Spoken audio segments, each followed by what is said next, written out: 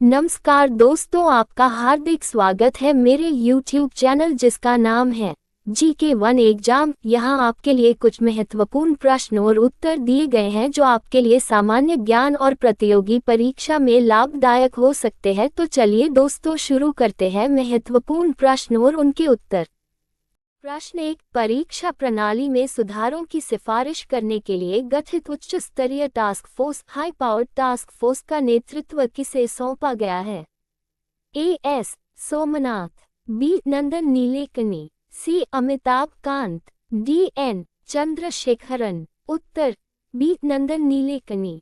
व्याख्या: केंद्र सरकार ने भारत में परीक्षा प्रणाली को पारदर्शी और सुदृढ़ बनाने के लिए 6 सदस्यीय उच्च स्तरीय टास्क फोर्स का गठन किया है, जिसका नेतृत्व इन्फोसिस के सह संस्थापक नंदन नीलेकनी करेंगे। प्रश्न 2, हाल ही में किस भारतीय स्थल को यूनेस्को की विश्व धरोहर सूची वर्ल्ड हेरिटेज लिस्ट में 45वें स्थल के रूप में शामिल किया गया है? A. सारनाथ का प्राचीन बौद्ध स्थल उत्तर प्रदेश, B. धोलावीरा गुजरात, C. शांतिनिकेतन पश्चिम बंगाल, D. होयसला मंदिर कर्नाटक। उत्तर A. सारनाथ का प्राचीन बौद्ध स्थल उत्तर प्रदेश। व्याख्या: दक्षिण कोरिया के बुसान में आयोजित 48वें यूनेस्को विश्व धरोहर सत्र के दौरान उत्तर प्रदेश के सारनाथ स्थित प्राचीन बौद्ध स्थल को भारत की 45वीं विश्व धरोहर संपत्ति घोषित किया गया। प्रश्न 3, उच्च गुणवत्ता वाले शोध पत्रों और जर्नल्स तक पहुंच प्रदान करने के लिए केंद्र सरकार द्वारा कौन सी योजना चलाई जा रही है? A. PMA विद्या योजना, B. One nation one subscription ONOS योजना, C. Swayam plus, D. National digital library mission. उत्तर B. One nation one subscription ONOS योजना। व्याख्या: संसद में दी गई जानकारी के अनुसार ONOS स्कीम के तहत देश भर के उच्च शिक्षण संस्थानों के शोधकर्ताओं और छात्रों को अंतर्राष्ट्रीय प्रकाशकों के 13,000 जोड़ शोध पत्र अकादमिक जर्नल्स निःशुल्क उपलब्ध कराए जा रहे हैं।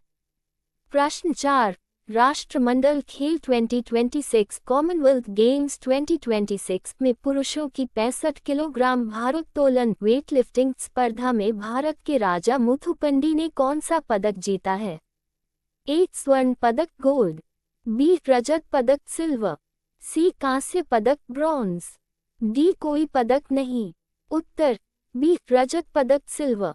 व्याख्या: राजा मुथुपंडी ने कुल 286 किग्रा भार उठाकर 65 किग्रा वर्ग में रजत पदक हासिल किया। मलेशिया के अजनील बिन बिदिन ने इस स्पर्धा में स्वर्ण पदक जीता। प्रश्न 5, नेशनल स्टॉक एक्सचेंज NSE द्वारा शुरू की गई भारतीय प्राकृतिक gas futures Indian natural gas futures किस बेंचमार्क से जुड़ी हुई है? A. Henry hub, B. IGX Gujarat Dahej hub, C. Brent crude सूचकांक, D. NYMEX natural gas. उत्तर B. IGX Gujarat Dahej hub. व्याख्या: NSE ने भारत का पहला घरेलू बेंचमार्क आधारित energy derivative Indian natural gas futures launch किया है, जो इंडियन गैस एक्सचेंज IGX के दहेज गुजरात हब मूल्य से जुड़ा हुआ है। प्रश्न 6, हाल ही में चर्चा में रहा फ्रैक्सस मिशन किस अंतरिक्ष एजेंसी से संबंधित है? A. ISRO, B. NASA, C. ESA, D. JAXA। उत्तर B. नासा। व्याख्या: Fraxus planetary rings autonomous exploration with in situ sampling NASA का एक AI संचालित रोबोटिक मिशन है, जिसका उद्देश्य शनि, यूरेनस और नेपच्यून जैसे ग्रहों के रिंग्स छल्लों का अध्ययन और ऑन-साइट विश्लेषण करना है। प्रश्न 7, मेधावी छात्रों को बिना किसी गारंटी के उच्च शिक्षा के लिए ऋण सहायता प्रदान करने वाली योजना का नाम क्या है?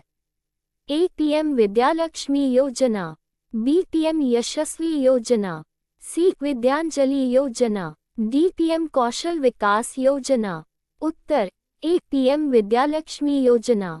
व्याख्या: केंद्र सरकार द्वारा संचालित PM विद्यालक्ष्मी योजना के तहत गुणवत्तापूर्ण शिक्षण संस्थानों QHEIS में प्रवेश पाने वाले पात्र छात्रों को बिना गारंटी या कोलेटरल फ्री के एजुकेशन लोन की सुविधा दी जाती है।